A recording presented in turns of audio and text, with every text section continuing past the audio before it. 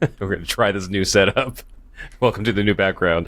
Also, the millennial sleepover is not turned on right now. That's probably for the best. It would probably blow it out, right? Well, it's also, this is not that podcast, so I figured, but I do like how the autofocus is choosing, well, it was choosing to focus into Cyclops. Yeah. There it is.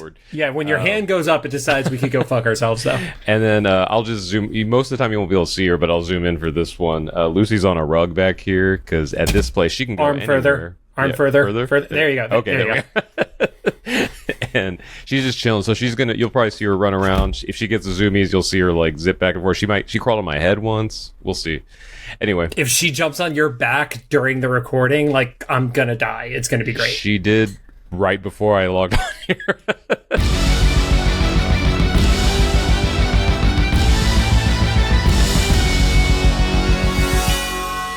Anyway, welcome to Cyclops is Waiting for Me, an X-Men animated recap podcast with Wolverine and the X-Men episode 20 breakdown. I'm Rod. As we talked about last time, I have moved, and woo boy, was it a move. Before, like, I was joking before, like, every week there was some sort of chaos. I had surgery the weeks before, and then this thing. Moving's never easy. I had no idea what was going to happen here. Maybe someday I'll feel comfortable talking about it in public, but friends know the story. It ended up being one of the most insane moves, but I'm finally here. And we're going to try this setup. Hopefully things don't sound too weird. I also have traffic outside my door now, so you might get a cool stereo effect between me and John's traffic noise. With all the drag races that happen between our two cities, absolutely. I have it straight away too, so we'll see.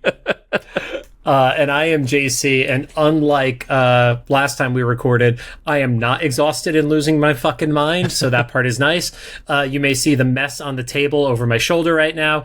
I recently did do the second of the 3 towers of the Lego X-Men mansion build on Twitch, which was also co-streamed to the YouTube channel, so look up that VOD. And then, because I know one of the bags for each of the towers is really fucking boring because it's just literally the base, I went ahead and I built the base before I do the final stream. But you definitely can't read it. But right there, they actually put a cornerstone in the foundation. Oh, that's and so funny. It says Xavier's School, Charles Xavier on it. So despite the fact that will be covered, never seen, they actually put out the effort to put a cornerstone in there, which I thought was pretty cool. I love the Lego Easter eggs, because back during the lockdown, I got like what do they call him, Bro Thor? Yes, the one where he's playing Fortnite. Yeah, I got that little set, and there, like, you put together a little couch for him to sit on. Him and is a Korg. Yes, and while you're building the couch, it has you put slices of pizza under the couch, and then you seal them up. Yep. My favorite is in the wall of the danger room in the second tower. There's 4 Easter eggs that reference, 3 of them are referencing like specific issues and stuff like that. Yeah. The other one is Earth, and I'm gonna forget the number of it, but it is literally the Earth from X-Men the Animated Series. It's E19 whatever. And that is literally the Easter egg from X-Men the Animated Series 1992. Is like fun. It's so easy to gloss over it, but if you take the time and look through it, like they put a lot of effort into it. I will say, if someone gets this, leave it in the comment for me, because I think the pre-orders go out maybe by the time this goes out, or a little bit after. I had pre-ordered the Game Boy Lego thing, but then I canceled it after I moved, because this move was so fucking expensive. So if anybody gets the Game Boy set, tell me I was looking forward to seeing what the Easter egg was. So let me know what the Easter egg for that thing was. Because they also did the thing with that one where it had like changeable screens to show like multiple different games and stuff like that. I think it was Legend of Zelda and like Super Mario or Mario Brothers or something. Mario Land. It was Land on that one, because that was the one where he went to Egypt for some reason. Right. And then when you put the cartridges in, there was a like lenticular screen thing. But since they already that was part of like the promo for it. Yeah. I know that there's got to be something else cooler inside. And there's definitely something in like where the batteries go or something like that. Yeah. Absolutely. So because up over my shoulder there, that's an awkward move. There's a spot on the side of the Nintendo that pops off that is the underground stage of original Super Mario Brothers in like hyper mini version of it, and it is literally sealed up that you don't know it's there unless you know it's there. Yeah, so I love that. Yay, Lego. Cyclops is Waiting for Me is our bi-weekly podcast series where we are going back and watching every single X-Men animated episode that we can find. This podcast started with the original 1992 X-Men, the animated series, which was building up into the release of X-Men 97, which we also watched. And along the way, we completed X-Men Evolution and launched our companion interview show, The Xavier Files, which, Rod, we have to start scheduling more of those. We did that great interview with Lenore, and then we haven't scheduled shit since. But now, because we know that season 2 of X-Men 97 is happening in 2026, more thoughts on that in a second. We are dedicating this entire year to Wolverine and the X-Men. And some quick reminders. We're a recap show about a series that started over 15 years ago. There will be spoilers. If you don't want it spoiled for you, pause the podcast, watch the episode, and come back. We're currently not sponsored by or affiliated with Marvel Animation, Disney, or Disney Plus in any way. Don't forget to follow us on social media at Cyclops IWFM on Instagram, Threads, and Facebook and TikTok. I'm not even going to say Blue Sky, that whatever. But before we get into the episode itself, we had a big announcement just the past few days before we recorded. So roughly about a week before this episode goes live, Brad Winderbaum, who is the EP of basically everything with Marvel Animation. Yeah, he's in charge of animation, right? Basically. Yeah, but I think he's like EP of all animation, essentially. Okay. Probably getting Brad's title wrong, and he'll never be on the show because of it. But he said, starting next year, it is going to be annual releases for X-Men and for Friendly Neighborhood Spider-Man, which obviously I care mostly about X-Men. He also shared if Marvel Zombies does well, it'll also probably get some sort of cadence like that. Candidly, you guys have heard me mention it. Probably, I don't really care about the Marvel Zombies show. It's just not for me. But I am really excited that he proactively said annual release, because in my mind, that means we're getting at least 3 more seasons. If for some reason one doesn't do well or drops in quality or something like that, I don't think they say annual unless they literally have minimum 2, but realistically 3 seasons like locked and ready to go. I guess we can talk about, because sometimes we hold stuff back because we live in this town and there's like a gray line between like what does hearsay and everything. But like Jake has actually said publicly that he's working on season 3. Yeah, he said it in an IG story. Yep. Yeah, so that's out there. So like obviously now we know a lot of like the voice actors and crew and stuff from that show, but also a lot of different shows and stuff. So when we see Friends working, then we know like there's multiple seasons happening of different things. Yeah, and like our friends don't leak stuff to us or anything like that, no. But it's like, hey, are you going to be at this con? No, I have to work that weekend. Yeah. Okay. Yeah.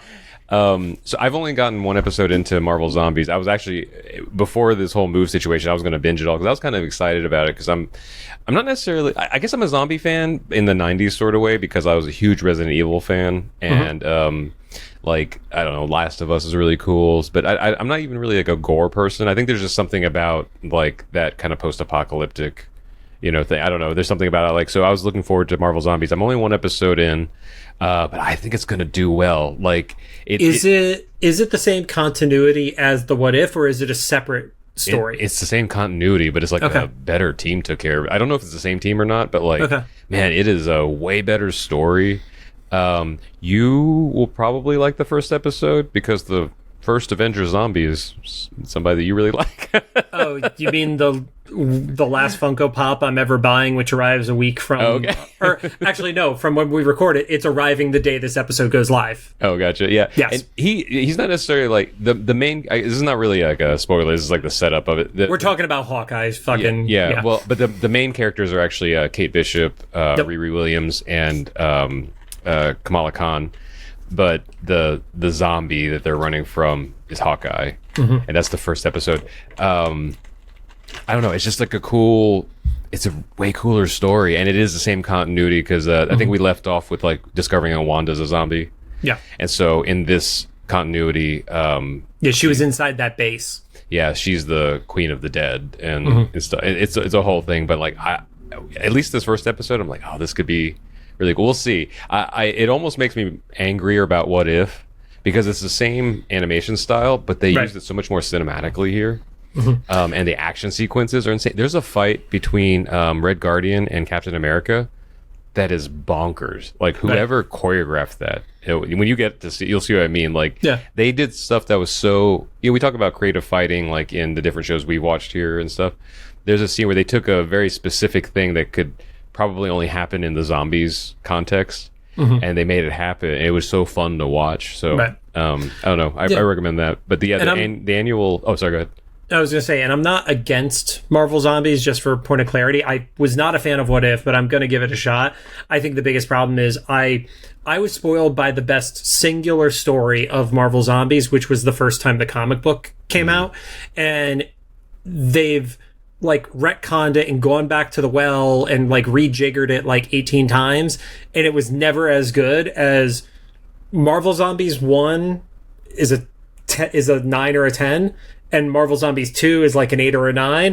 And then it's like 3 beyond is the worst fall off I've ever seen. I guess that's another caveat too. I don't have any context of any of the original comic versions of Zombies. So compared to that, I don't know. But I'm coming off the context of like the What If stuff. And so it still has that. But like, I don't know. I'm excited so far. Like I'm giving my COVID booster tomorrow morning. So I'm planning, usually I die for a couple days after that. Yeah. So I'm kind of planning on using like that and a couple other shows as my comfort watch as well. Nice. While I reanimate. But yeah, the annual X-Men, it's cool because I think, it allows them, hopefully they won't have to speed run the storylines as much as the first season. The second season. Because when it was originally greenlit, they might not have known from the beginning that they were even getting multiple seasons. Like, that part is completely unknown to us. Yeah, and they're from I think they've talked about this in public. Like, the second season is like, there was a few changes, but largely it was the original like version outline. From what they had planned in the middle of season 1. So to have like season 3 already be on the docket is kind of, like you said, maybe a couple more after that is kind of encouraging to see that they can maybe plan out a couple seasons worth of continuity or something. And then one last comment that did pop up that I'm taking with a grain of salt just because of all the circumstances around it is Bo has confirmed via Twitter the swap for Jean and Madeline supposedly happened during Beyond Good and Evil is what he shared. Until it gets confirmed in the show now, though, like, you don't know because it is until it's canon, it's not canon. So it's like a deleted scene, right? Like, we can not even a deleted scene, but I think there was going to be some mention possibly of like that's what was said to be it, but it's like until it's actually shown, you can't say it happened unless you have proof that it happened. You know, that's what I mean. Though, it's like it's like the context of a deleted scene. It's like that was the intention, but we'll see. Yes. Sorry, I thought you meant a literal deleted scene. No, so he said it, and like, regardless of like all the drama that's happened around that, that's one of those details. Is like, sure, that could have been in your head when you were writing stuff. That's fine. Or even if it was. Even if it was said by the Leewalds or something, because I've only seen Bo comments about it. I have not seen anybody else who's worked on either of the shows comment, strictly just the fandom pages and stuff like that. So it's interesting. It makes sense, but until it's confirmed, it's not confirmed in my world. Yeah, totally. Yeah, anyway, now onto the show. Oh, wait, how did we do this time? Oh, not too bad. We're under 50 minutes. Yeah, we're about the halfway mark between our previous 2 episodes. Yeah. Today we're going to talk about season 1, episode 20, titled Breakdown. It aired September 11th, 2009. Currently sits at an 8.1. Still awkward to say the phrase, yeah. Right. Star on IMDb, also marked as a top-rated episode. I can see that because this one, I think you texted me. This actually goes into like what the fuck happened. This I am so happy we got, because if we did not get this episode before the end of the season / end of the series, I was going to lose my shit. And I'm very happy we got it. I think I was pretty confident we were going to get some sort of reference to it because the intro, referenced it so much or whatever. Yeah. But like, I also gave you a bias too. What do you mean? By texting you, I gave you a bias gotcha. about it. Well, no, I mean, even like when we started, like the show, I was like, I feel like because of the intro, we're going to see something that happened in that context. I don't know. But I'm also the one that thought that they were flash forwarding the first 3 episodes. So it's true, you did. Anyway, so this episode, it starts off with the previously on. It's basically reminding us that Jean's missing and Cyclops is still looking for her. getting mad at Emma for not being able to find her, and Emma gives the whole she might not be there. It's like, dude, just ruin this guy. Don't ask questions you don't want answers for. Oops, sorry. I like I mentioned earlier, like Lucy can run around anywhere now, so once in a while I just hear like a thud or like something, like she drags something off a table. It's fine. You'll learn to start ignoring the thuds because they're just going to become so commonplace. Yeah. Well, that happens a lot. It just catches me off guard because it's just me and her here. So like whenever I hear noises, like, oh. Anyway, so when the actual episode starts, it's Cyclops and Wolverine fighting Juggernaut with Iceman and Nightcrawler. We don't get a context of what's happening there. I thought it was a flashback for a second. I don't know why. I think there was something that there was like probably like an episode description or something like that mentioned Juggernaut before I watched the episode. So the second I saw the car like flying through the air on fire, I already knew it was him. Oh yeah. Unfortunately, it did get spoiled for me in that regard. I forget. Did we get Juggernaut before? Not in this show. Okay, so he was kind of like he barely a villain of the week. Yeah, he was there for like 30 seconds. His design was also very similar. It wasn't a one-to-one, but it was very similar to Evolution as well. Yeah. And so they yell at Scott, or Wolverine yells at Scott to blast Juggernaut's helmet off. It looks like he doesn't do it at first. That was kind of a weird little sequence of events. He does kind of get it off. It also felt like everybody was making a joke about the previous seasons, where it's like, there's one solution, get the helmet off. It's like there were parts of it that were very similar to TAS and to Evolution with it.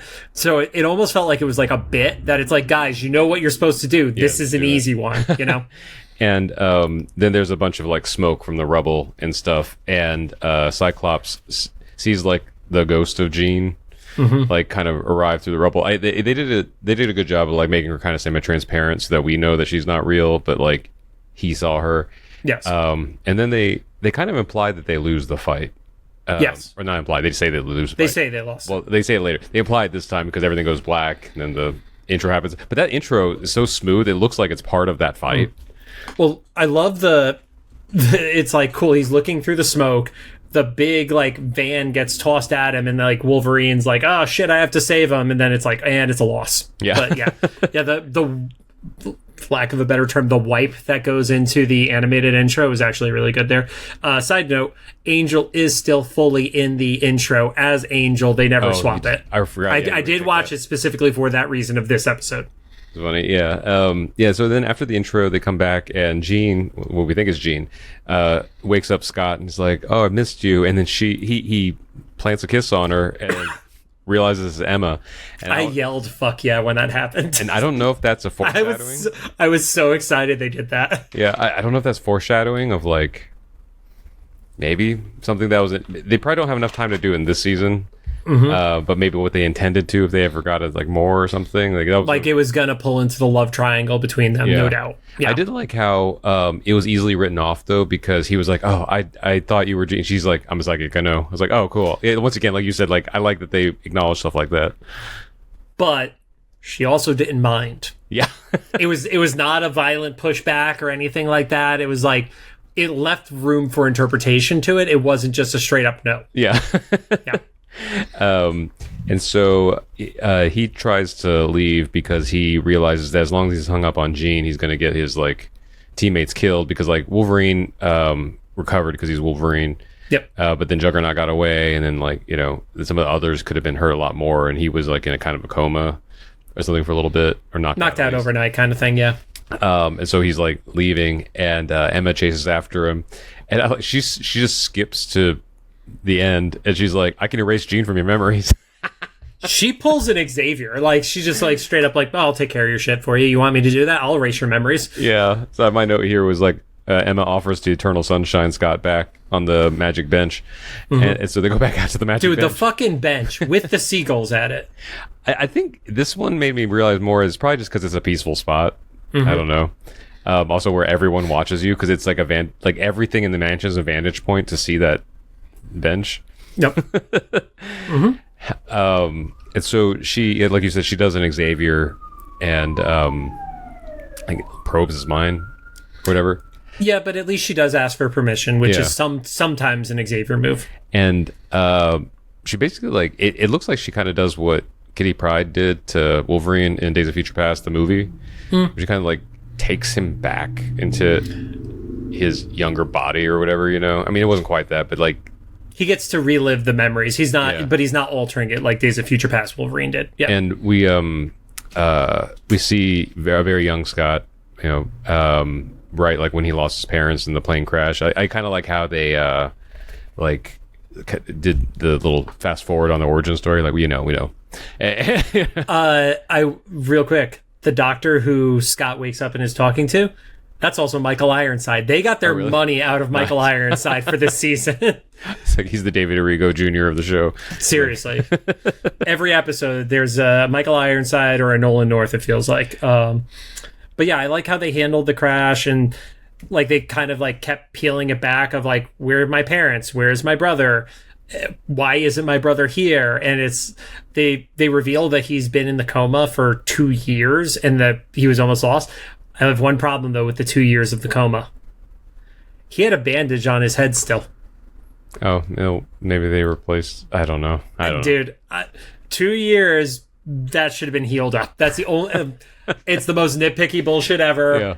The animation team probably didn't have what the final writing was for it, but I laughed when I was just like, wait a minute. They're probably like, we need to show that somebody's hurt. So put a little bandage on their head. Right. He was in a coma for 2 years, and then that Scott like comes out of the probe, and he's like, what does that have to do with Jean? She's like, I don't know.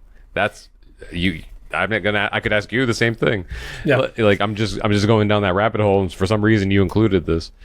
And so they go back into the probe, and they're at the Omaha Meadows Orphanage. I don't know if that's important, but they showed the sign. I didn't see anything that was significant about it. And Scott is a teenager, and I'm guessing we're assuming right about puberty age because of how mutants work. And he's getting bullied. And this is a kind of a classic origin story for Cyclops, right? He gets bullied in the playground or something. And that's what sets him off, yeah. Yeah, and so he zaps a kid. At first, it looks like he's just, it's the first blast, so he just kind of knocks him back.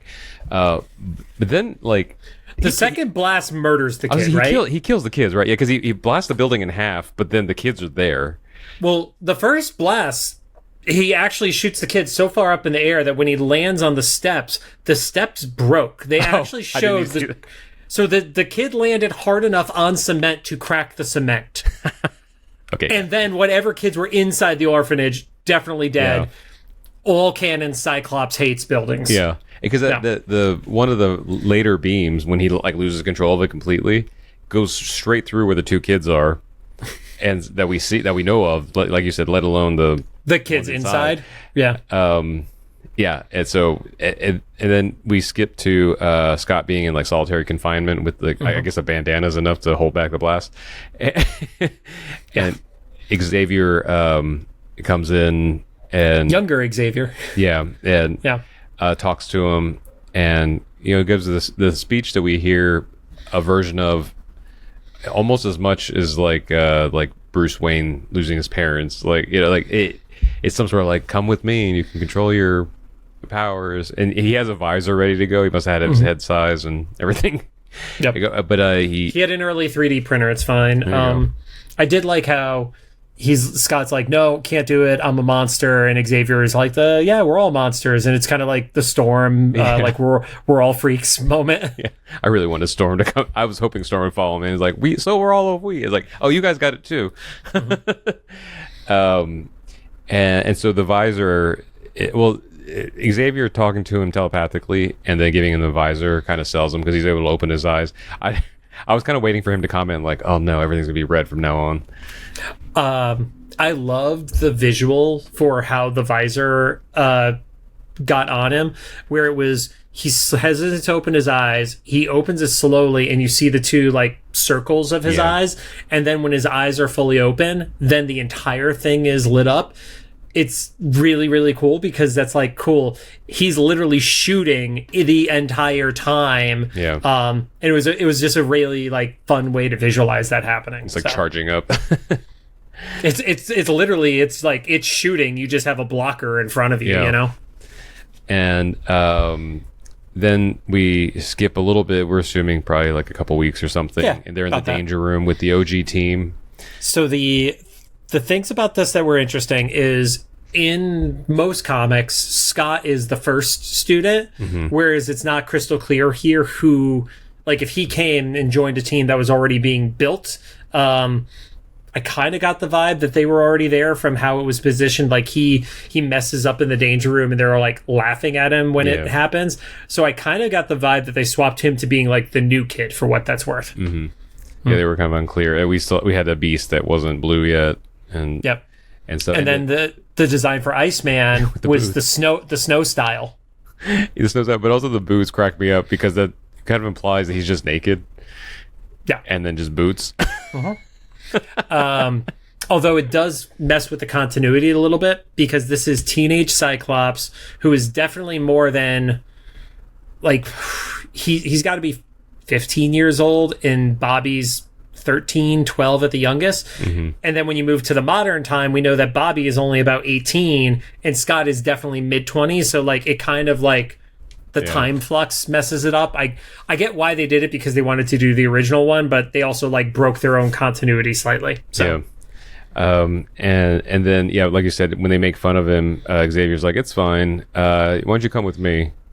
And they go, we know what he's going to do. They're going to go meet Jean. And they kind of for an episode about Jean, there's not been a lot of Jean up to this point in the episode. And they kind of show something that's very similar to, I forget which X-Men movie it was, but when Xavier and Magneto go to meet up with Jean's parents, and everything's like levitating and stuff. So they drive down the street and all the cars are floating in the air.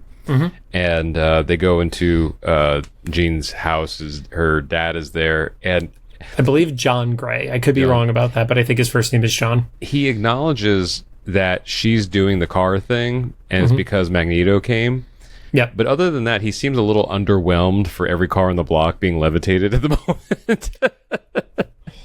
So either heavily sedated, or by comparison to all the shit that he has seen from his mutant daughter, he's actually come to grips with it and is just like, I guess it's a good thing that they're not like dropping on top of people. So this is kind of a best case scenario. Also, good on him. There wasn't a hint of him being like she needs to be fixed, or he was going to give her. He was actually kind of trying to keep her from going to the Institute.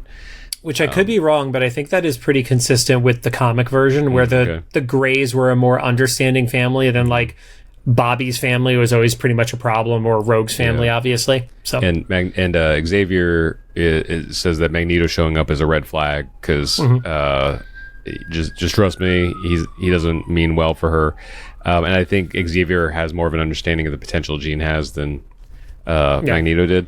But then while all this is happening, Scott and Jean are being teenagers, just like giving each other the eyes and like slight nods and stuff. And she's like, no, I want to go to the Institute, and you're not fully convinced it's because she wants to be a better mutant. She's just like, is he there too? I did love as they're kind of like going through like them being nonverbal to each other. There's one shot where the cross on the front door, because of the angle of the sun, she's walking through and the shadow is like an X on her face and stuff like that. I thought it was a really, really cool shot. They made some decisions. I will say that version of her with the long hair, though, really reminded me of Kitty's face. Really reminded me of this version of Kitty's face. So don't know if it was a purposeful choice for like drawing the teenage girls in the same way, but there was something where I was like, thank God the older version has the short hair, because they would sort of start to look interchangeable. So. Just make sure she has red hair. They cut the commercial and come back at the magic bench. Emma's continuing, and so this is the part of that scene where they're flirting and everything. I like that when Jean first walked down, it's like a recreation of She's All That. That was part of the flirting thing. Very much got that vibe too. Like it was like a pseudo reveal, even though there was never like the ugly girl scenario. Anyway, then after we leave that, we see Magneto stopping the Blackbird X-Jet. I forget what we're calling it this one. Let's go with Blackbird. Let's stick with Blackbird. Yeah. Magneto stopping the Blackbird to get Jean. He knows she's in there. They're hiding her. the rest of the X-Men are fighting it off, and then my note, big old fight. I don't know how else to describe it. There's like a lot of fighting happening. It was a big old fight, but this was theater kid Magneto. Like his poses and like the dramatics of like his hand and stuff like that. It was performative, not necessarily fully lethal. Like there was a little bit of just like finesse to how he's doing his stuff, you know? Yeah. Once again, they have all the movies to inform like the style. Yeah. By this point, it also came out of the danger room scene, and then this one. At no point in the memory, even though Bobby spoke earlier when it was the modern time, at no point did Beast, Angel, or Bobby say anything in these memories. And I kind of got the read, because this is Scott's memory of the events. It is not a pure, this is 100% exactly how it happened. That it's like, yes, he remembers them being there, but the important stuff is the thing you latch onto. So that's anything that Xavier, Magneto, himself, and Jean said are the only things that matter when looking back at a memory like that. Yeah, it's nice to have the unreliable narrator thing for your continuity. Plays kind of how I Met Your Mother worked. They're like, whenever something didn't fit, we're like, Ted didn't remember it, right? Ted was drunk, yeah. And Scott gets his visor knocked off. Because every trope in X-Men animation or movies needs to include that. Yeah, and then that's when Jean comes out of hiding, because Magneto kind of has Scott under like a hard place. And he's going to drop a bus on him, so yes, I would say so. And so Jean, she tries to, I put it here, outfloat Magneto. I don't know how to else describe it, because he's like magnetically getting the bus over, and she's like telepathically pushing back. Yep. And she kind of goes like, she doesn't go full like Omega mode, but she shows more potential than the other kids do. And she's like, Scott, open your eyes. And then she's like both controlling the bus and like controlling Scott's blast. But did you also notice when she first starts to like go back and forth with Magneto, she did like the hands up thing. And then like when she starts to like show her how strong she is, when Scott is threatened, she literally puts her hands down. So it's like she doesn't need to do the theatrics of the hand motions to do like, she's just like, no, I'm controlling all this. Yeah. And Scott obviously refuses to open his eyes because he doesn't know that she could control his optic blast. And she's like, no, it's okay, we'll do this together. And then Scott bludgeons an old man. Yeah. And I was why did everything get dark? Oh, my light died. That's interesting. Oh yeah, yes, it did. I looked down at my notes and I didn't see the difference, but now that you said it, yes, it did. I'll deal with that in a second. And then my note here was Magneto loses his helmet. They show it rolling down to the sewer, and I couldn't I guess that was just like a B-roll thing, because at first it made it look like it was going to be important. It was not. Like that Jean or somebody was going to do, Xavier was going to do something crazy. But it didn't really do anything. And then Scott and Jean make out. They really want to solidify like they're an item. Well, they get to the point of almost kissing. They don't. Oh, they don't. It's not 100% landed on the kiss. They like cut right as it was about to happen. So that could also be the unreliable narrator. But there is a quick conversation between Xavier and Magneto being like, you're lucky I taught her how to suppress her power. Right.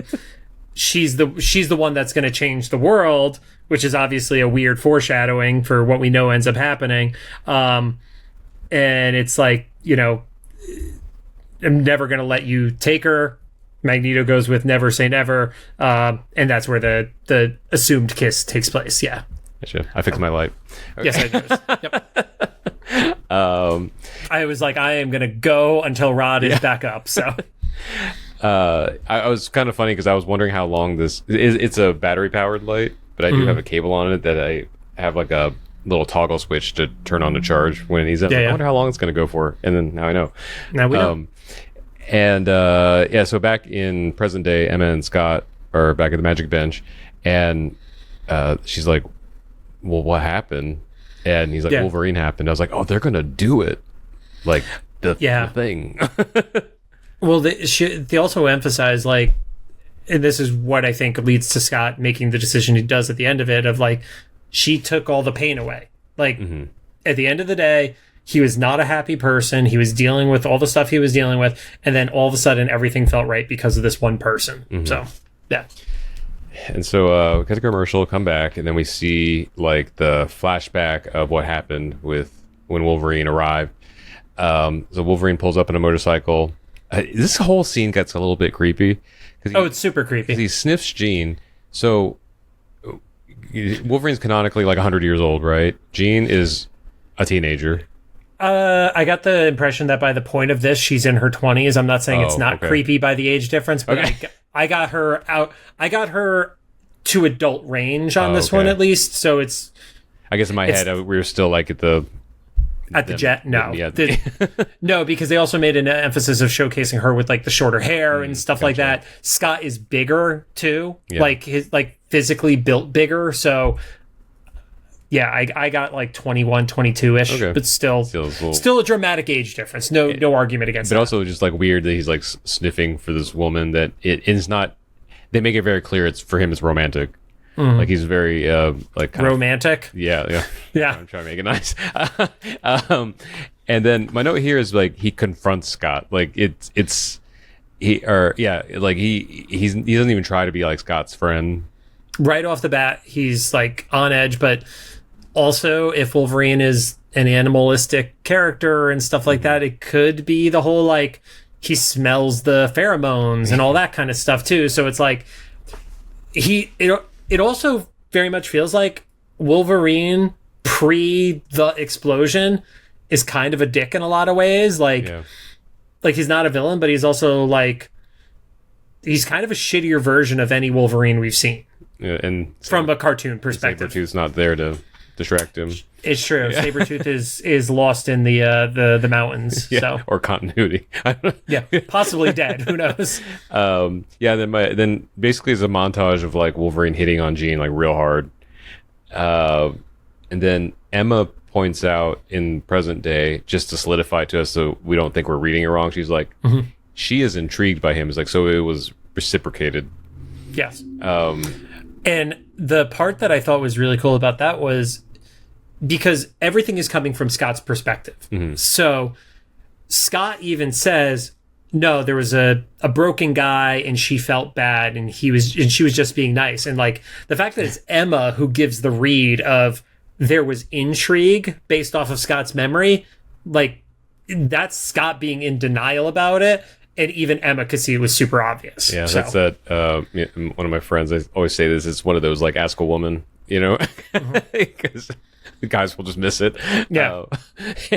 And so then we cut to at some point. I'd imagine this is probably like a year or two later. Okay. I think it's a dramatic difference in between. Because otherwise the timeline from when he arrives to the explosion moment would have been too short. It needs to have been at least like 6 months to a year minimum, if not longer. Because he has to build all this relationship with Rogue for her to be upset about him leaving and all that kind of stuff.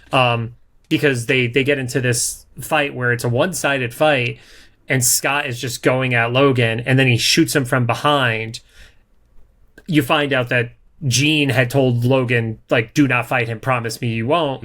And then I got the vibe that the day of the explosion, which we find out now finally this is why Wolverine was planning on leaving, is he couldn't be around Scott with the Jean thing, is only like a day or two later, I think. Yeah, I wasn't even... Like that fight, it was the next day or 2 days at most. I wouldn't have been surprised if it was like the same day or... Because it was like the same setting. It was, like in the... Well, it was at night. Yeah. And then it was like a morning with the kids on the premises, so...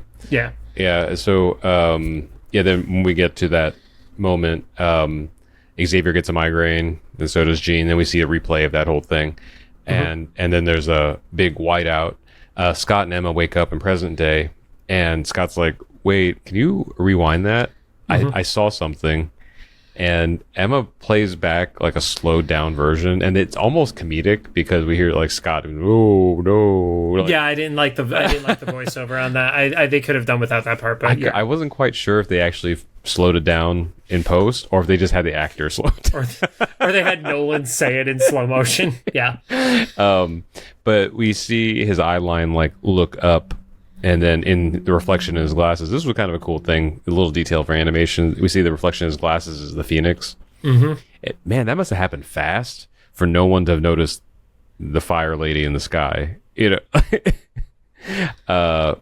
But then that's the big reveals. Jean was the Phoenix, and then cut to credits. Which now I see why like this is one of the higher rated episodes because it's like, all right, cool. This was still a better Phoenix saga than either of the movies.